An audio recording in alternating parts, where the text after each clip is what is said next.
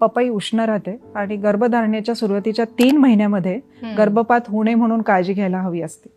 मग त्याच्यामध्ये उष्ण म्हणजे टोटल 9 महिनेच उष्ण पदार्थांचा समावेश नको, त्यातल्या त्यात सुरुवातीचे 3 महिने तरी काळजी घ्यायला हवी. मग त्यामध्ये जवस आहे, जवस उष्ण राहतात.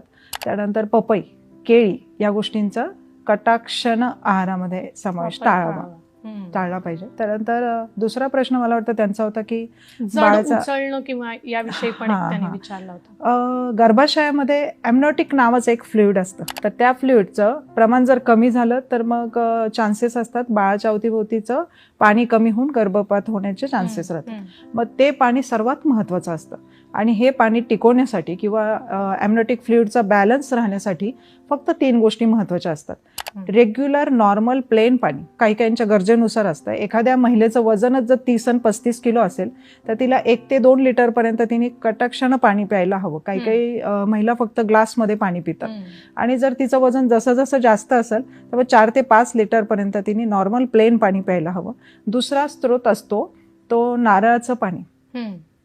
बरं, नारळाचं पाणी म्हणजे शहाळं नाही बरं का, जे देवाला नारळ फोडलं जातं ना त्यातलं पाणी, कारण ते तितकं मॅच्युअर्ड झालेलं असतं.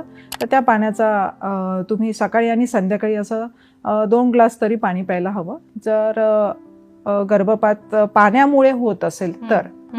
त्यानंतर तिसरी गोष्ट की सिट्रस फ्रूट आहारामध्ये असावेत, म्हणजे पाणीदार फळं, द्राक्ष, कलिंगड, त्यानंतर खरबूज आहे, ह्या गोष्टी चालतात. आणि अजून एक गैरसमज असतो की खरबूज उष्ण आहे म्हणून खाऊ नये का, तर खरबूज अलाउड असतं, फक्त पपई अति उष्ण असते. आणि त्यानंतर आंबा वगैरे गोष्टी अलाउड असतात. आंबा उष्ण असला तरी त्याच्यामध्ये वेगळे घटक असतात जे शरीरासाठी पाहिजे असतात, विशेषतः गर्भधारणा झाल्यानंतर.